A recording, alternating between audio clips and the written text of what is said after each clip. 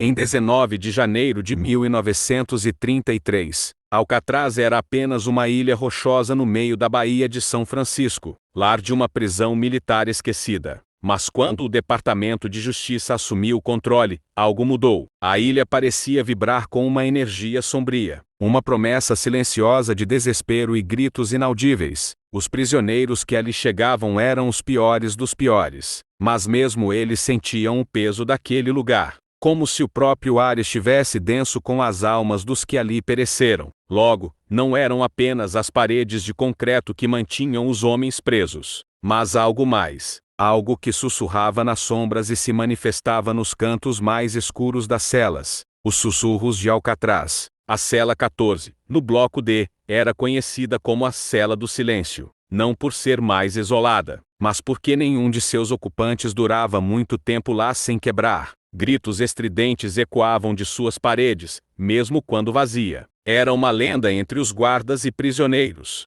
Quem ficava na cela do silêncio ou enlouquecia, e se atirava das galerias, ou era encontrado em sua cama, o corpo contorcido em uma agonia silenciosa, os olhos fixos em um ponto invisível no teto. Nunca havia marcas de luta, nem sinais de violência, apenas o terror estampado nos rostos das vítimas. O rumor era de que os sussurros de Alcatraz não eram apenas um eco do vento, ou da água contra as rochas, mas vozes reais, espectrais, que se infiltravam na mente dos prisioneiros, levando-os à loucura ou a um fim macabro. O guarda Thomas Riley, um veterano endurecido que havia servido nas trincheiras da Primeira Guerra Mundial, nunca acreditou em fantasmas. Para ele, o medo era uma ferramenta para manter a ordem, mas a cela do silêncio o intrigava. Ele havia visto homens fortes e resilientes se desintegrarem ali dentro. Uma noite, durante sua ronda, ele ouviu algo que fez seu sangue gelar. Não eram os habituais gemidos ou sussurros.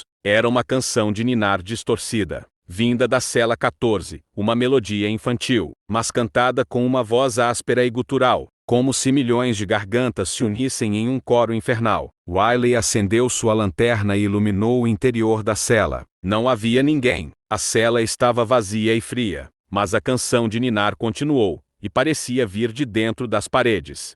Nos dias seguintes, Wiley começou a investigar os antigos registros da prisão, procurando por algo, qualquer coisa, que pudesse explicar os fenômenos da Cela do Silêncio. Ele descobriu que, décadas antes, quando Alcatraz ainda era uma fortaleza militar, um grupo de prisioneiros indígenas havia sido mantido lá. Eles eram xamãs, curandeiros e guerreiros, acusados de rebelião. Segundo os registros, eles haviam tentado um ritual de transmutação espiritual dentro da prisão, buscando libertar suas almas dos confins daquele lugar. O ritual foi interrompido violentamente pelos guardas, e todos eles foram mortos na cela. 14. Seus corpos foram enterrados em algum lugar não identificado na ilha. Acreditava-se que suas almas, aprisionadas e atormentadas, nunca encontraram a paz. Com essa revelação, Wiley começou a ver Alcatraz de uma nova forma. Não era apenas uma prisão, mas um túmulo maciço para almas perdidas. Os sussurros não eram apenas lendas, mas os lamentos e os cantos distorcidos dos xamãs,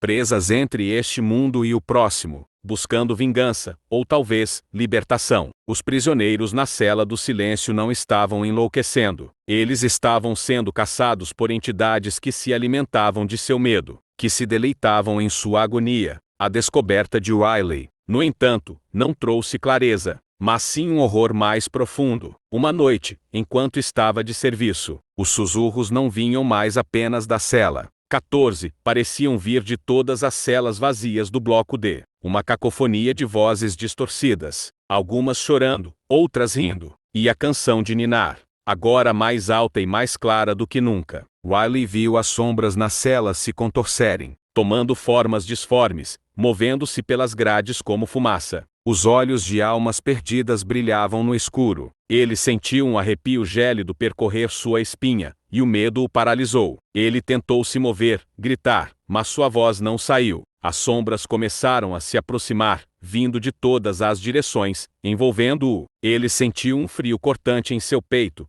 como se 1000 agulhas estivessem o perfurando. As vozes ecoavam diretamente em sua mente, repetindo palavras indecifráveis. mas que carregavam um peso esmagador de desespero e ódio. Ele caiu de joelhos, as mãos apertando a cabeça na tentativa de bloquear o som, mas era inútil. As vozes estavam dentro dele. Quando os outros guardas o encontraram na manhã seguinte, ele estava encolhido em um canto do bloco D, os olhos arregalados de terror, o corpo tremendo incontrolavelmente. Ele sussurrava sem parar as mesmas palavras indecifráveis que haviam assombrado sua mente. Ele foi levado para o hospital da prisão, mas nunca se recuperou. Passou o resto de seus dias balbuciando incoerentemente, sempre com os olhos fixos em um ponto distante, como se ainda estivesse vendo as sombras e ouvindo os sussurros de Alcatraz. Dizem que, mesmo depois que a prisão foi fechada em 1963, os sussurros nunca pararam. Visitantes e trabalhadores de manutenção relatam sentir uma presença fria, ouvir vozes em suas mentes e ver sombras se movendo nos corredores vazios. A cela 14 permanece a mais temida, com relatos de sons de choro e uma sensação avassaladora de pânico. A ilha de Alcatraz não é apenas um monumento histórico, mas um túmulo para almas atormentadas. Um lugar onde a linha entre o mundo dos vivos e dos mortos se tornou assustadoramente tênue. E, à noite, quando o vento sopra sobre a baía, você ainda pode ouvi-los, os sussurros de Alcatraz, chamando por você. Você se atreveria a passar uma noite na cela do silêncio?